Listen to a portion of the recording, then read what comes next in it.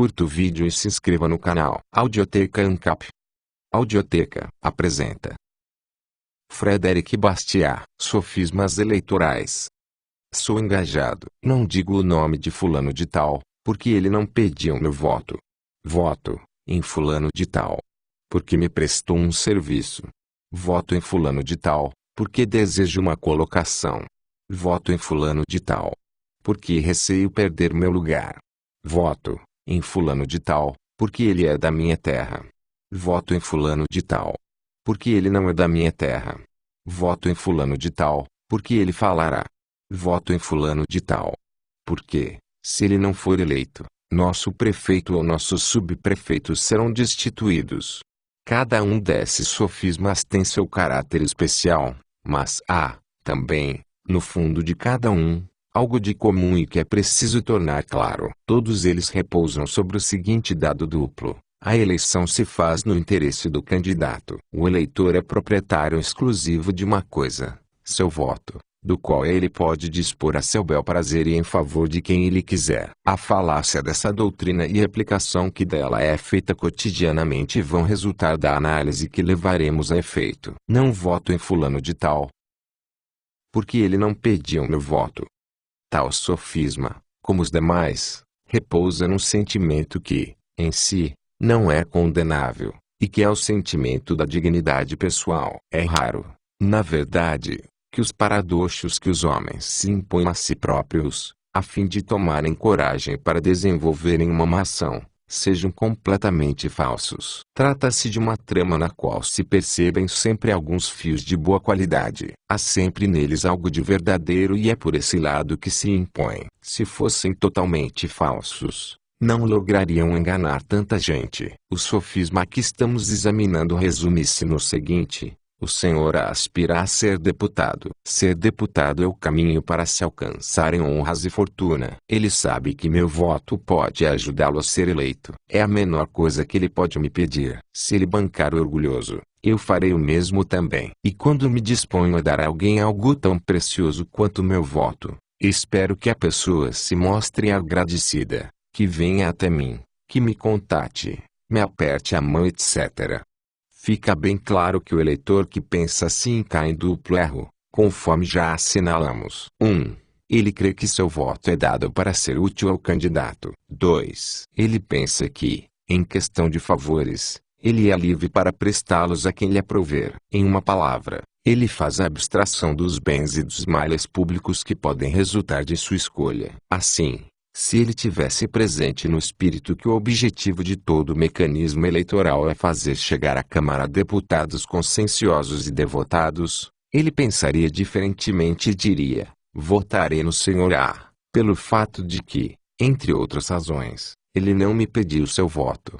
Com efeito, aos olhos de quem não perde de vista o verdadeiro objetivo de ser deputado, creio não poder existir mais forte suspeita contra um candidato do que a sua pressa em sair à cata de votos. Afinal, o que levaria esse homem a vir me atormentar em minha casa, a se esforçar por me provar que devo depositar nele minha confiança, quando se sabe que tantos deputados, com 2 votos na mão, fizeram a lei para os ministros e se atribuíram boas colocações? Não se tem de recear que esse candidato não tenha nada mais em vista e que venha, às vezes da outra extremidade do reino, implorar a confiança das pessoas que ele não conhece. Podemos, talvez, ser traídos pelo deputado que escolhemos espontaneamente. Mas se nós, eleitores, vamos buscar um homem no seu refúgio, e não podemos ir buscá-lo aí senão porque sua reputação de homem íntegro já está perfeitamente estabelecida, se o arrancamos de sua solidão para investi-lo de um mandato que ele não pediu, não teremos todas as probabilidades de colocar esse mandato em mãos puras e fiéis. Se esse homem quisesse fazer da deputação um negócio, ele a teria procurado. Se não o fez, acreditamos que não tenha segundas intenções. Aliás, aquele a quem a escolha para ser deputado é espontaneamente concedida, como prova da confiança geral e da estima de todos, essa pessoa deve se sentir tão honrada, tão reconhecida a sua reputação que tomará cuidado para não manchá-la. E, afinal de contas, Não seria muito natural se as coisas se passassem assim? De que se trata então? Trata-se de prestar serviço ao senhor fulano de tal, de favorecê-lo, de colocá-lo no caminho da fortuna. Não. Trata-se de encontrar para nós um mandatário que tenha nossa confiança. Não seria bem simples se nos dessemos o trabalho de procurá-lo? Imaginemos o caso de uma importante tutela. Um numeroso conselho de família está reunido no tribunal. Chega um homem ofegante, coberto de suor, depois de ter sacrificado vários cavalos. Ninguém o conhece pessoalmente. Tudo o que se sabe é que ele gerencia de longe as propriedades dos mineiros e logo deverá prestar contas dessa atividade. Esse homem implora que o nomeiem tutor. Dirige-se aos parentes por parte de pai, em seguida, aos parentes maternos. Autoelogia-se longamente. Fala de sua probidade, de sua fortuna, de suas alianças. Pede, promete, ameaça. Pode-se ler em seu rosto uma ansiedade profunda, um desejo imenso de obter o que busca. Em vão lhe apresentam objeções, tais como a de que a tutela sobrecarrega demais, que ela lhe tomará tempo e dinheiro e que atrapalhará seus negócios. Ele descarta todas as dificuldades. Só pensa em consagrar seu tempo aos pobres orfãozinhos. Quanto à sua fortuna, está pronto a sacrificá-la. De tal modo sente no coração um desinteresse heroico pelo dinheiro. E seus negócios, ele os verá em perigo, mas com um olhar estoico, desde que os interesses dos minores prosperem em suas mãos. Mas o Senhor vai gerir a fortuna deles, lhe dizem. Mais uma razão, responde ele. Prestarei contas a mim mesmo, e quem pode estar mais apto a examinar essas contas do que a pessoa que é responsável por elas? E eu pergunto, teria o conselho de família agido de maneira razoável se confiasse a esse sujeito apressado as responsabilidades que ele estava pretendendo? Não seria mais sensato investir em um parente conhecido por sua probidade, sua correção, sobretudo se esse parente tivesse interesses idênticos aos desses menores, e se ele não pudesse fazer-lhes bem ou mal sem sofrer com isso as consequências? Voto no Senhor A, porque ele me prestou um serviço. O reconhecimento, já se disse, é a única virtude da qual não se pode abusar. É um erro. Há um meio muito usado de fazê-lo, é quitando, às expensas de outrem, a dívida que ele nos impõe. Não nego que um eleitor, que recebeu frequentes provas de atenção da parte de um candidato, e de cujas opiniões ele não partilha, se encontre numa posição muito delicada e penosa, se esse candidato tiver o despudor de lhe pedir o seu voto. A ingratidão é, por si só, algo que repugna. Chegar a ter que fazer dela, por assim dizer, uma demonstração oficial pode tornar-se um verdadeiro suplício. É inútil você querer colorir essa infidelidade com motivos políticos os mais justificáveis, pois é no fundo da consciência universal um instinto que o condenará. É que os costumes políticos não fizeram e nem puderam fazer os mesmos progressos que a moral privada. O público vê sempre no seu voto uma propriedade da qual você pode dispor, e ele o repreenderá por não deixar que uma virtude tão popular, tão honorável quanto o reconhecimento o dirija em determinada direção. Se não, vejamos, a questão, tal como se apresenta na França, diante do corpo de eleitores, é o mais das vezes tão complexa que deixa, ao que parece, grande margem para a consciência. Imaginemos dois candidatos, um é da situação, fecha com o ministério, o outro é da oposição. Sim, mas o ministério cometeu muitos erros, a oposição também tem suas falhas. Aliás, se examinam os programas dos dois competidores, um quer a ordem e a liberdade, o outro pede a liberdade com ordem. A única diferença é que um coloca na segunda linha o que o outro põe na primeira. No fundo, ambos querem o mesmo. Não valeria a pena, por tais matizes, trair os direitos que os benefícios recebidos dariam, com seu voto, a um dos candidatos. Você não tem desculpa, mas suponhamos que o problema apresentado aos eleitores seja menos vago. Você verá então enfraquecer em si não somente os direitos, mas também a popularidade e até mesmo as pretensões do reconhecimento. Na Inglaterra, por exemplo, uma longa experiência de governo representativo ensinou aos eleitores que não era preciso perseguir todas as reformas ao mesmo tempo, mas só passar para a segunda quando tiver sido vencida a primeira, e assim por diante. Resulta daí que há sempre, diante do público, uma questão principal, sobre a qual se concentram todos os esforços da imprensa, das associações e dos eleitores. Você é pró ou contra a reforma eleitoral? Você é pró, ou contra, a emancipação católica? Você é pró ou contra a libertação dos escravos? Neste momento, a única questão é a seguinte: você é pró ou contra a liberdade das trocas? Quando essa questão estiver esvaziada, faremos sem dúvida uma outra. Você é pró ou contra o sistema voluntário em matéria de religião? Enquanto durar a agitação relativa a uma dessas questões,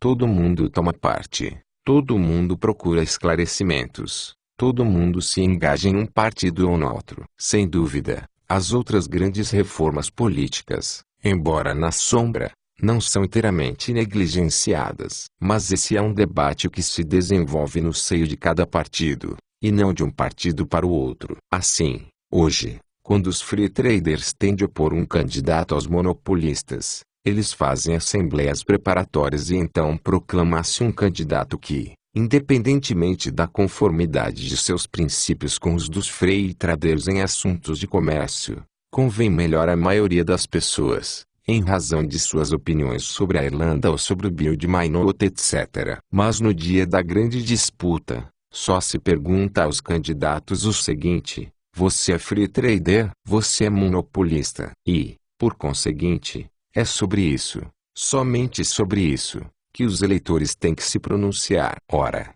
é fácil compreender que uma questão feita em termos tão simples não deixa insinuar no seio dos partidos nenhum dos sofismas que este livro tem por objeto combater, e, principalmente, o sofisma do reconhecimento. Eu terei prestado, na vida privada, grandes serviços a um eleitor, mas sei que ele é a favor da liberdade comercial. Enquanto eu me apresento como o candidato dos partidários do regime protecionista, não me virá a ideia de exigir dele, por reconhecimento, o sacrifício de uma causa a qual eu sei que ele dedicou todos os seus esforços, para a qual ele subscreveu, em favor da qual ele se filiou a associações poderosas. Se eu o fizesse, a resposta seria clara e lógica, e ela teria a aprovação do público, não somente no seu partido, mas também no meu. Ele me diria: eu lhe devo obrigações pessoais, estou prestes a saldar minha dívida pessoalmente.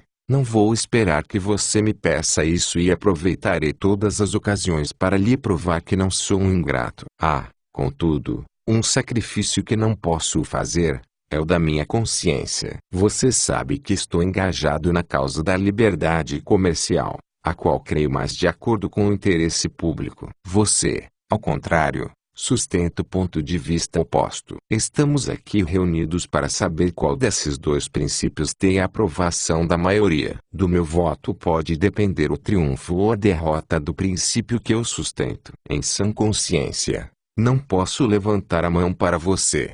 É evidente que, a menos que se seja um homem desonesto, o candidato não poderia insistir para provar que o eleitor está ligado por uma benfeitoria recebida. A mesma doutrina deve prevalecer entre nós. Mas pelo fato de tais questões serem muito complicadas, elas dão oportunidade para uma contestação penosa entre o benfeitor e o beneficiado. O benfeitor dirá: mas por que você me nega o seu voto? Será porque estamos separados por algumas divergências de opinião? Mas você pensa exatamente como meu concorrente. Você não sabe que minhas intenções são puras. Por acaso não desejo eu, tanto quanto você, a ordem, a liberdade, o bem público? Você receia que eu aprove tal ou qual medida que você desaprova, e quem sabe se ela será apresentada às câmaras nessa sessão. Veja bem que você não tem motivos suficientes para esquecer o que fiz por você. Você só está procurando um pretexto para se descompromissar de qualquer forma de reconhecimento. Parece-me que o método inglês de só perseguir uma reforma de cada vez, independentemente de suas vantagens próprias, tem ainda a grande vantagem de classificar invariavelmente os eleitores, de colocá-los ao abrigo das más influências, de não deixar lugar para os sofismas, em uma palavra, de formar costumes políticos francos e firmes. O mesmo eu gostaria que se adotasse na França. Nesse caso, há 4 reformas que teriam prioridade. 1. A reforma eleitoral. 2. A reforma parlamentar. 3. A liberdade de ensino. 4.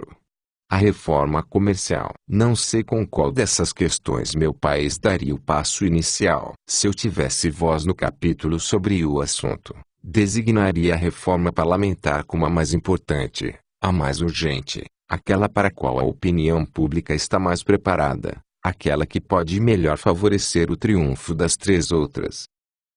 Voto no Sr. A, porque ele prestou grandes serviços à nação.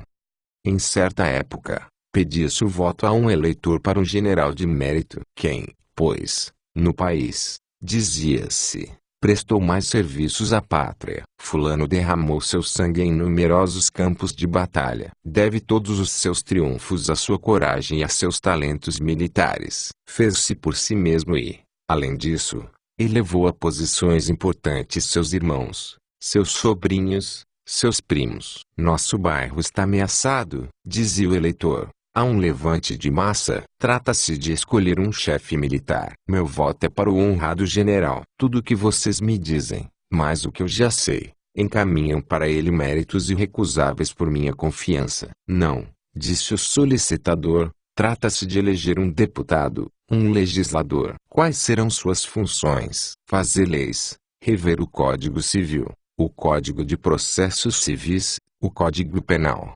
restabelecer a ordem das finanças, vigiar, conter, reprimir e, em caso de necessidade, acusar os ministros. E o que tem de comum os grandes golpes de espada que o general distribuiu com as funções legislativas? Não se trata disso, mas de conceder, pelas funções de deputado, uma recompensa digna de seus serviços. Mas se, por ignorância, ele faz leis ruins e aprova planos financeiros desastrosos, quem vai ter de sofrer as consequências? Você próprio e o público. E, em sã consciência, posso investir o general do direito de fazer leis, se ele deve fazê-las ruins. Você está insultando um homem de grande talento e de um nobre caráter. Você o está supondo ignorante ou mal-intencionado? Deus me livre. Suponho só que, por se ter ocupado, ao longo de toda a sua vida, da escola do pelotão, ele se tornou um craque em estratégias. Não duvido que possa passar admiravelmente bem em uma revista a uma tropa. Mas, ainda uma vez, o que há de comum entre esses conhecimentos e aqueles que são necessários a um representante do povo, ou antes, aos próprios representados?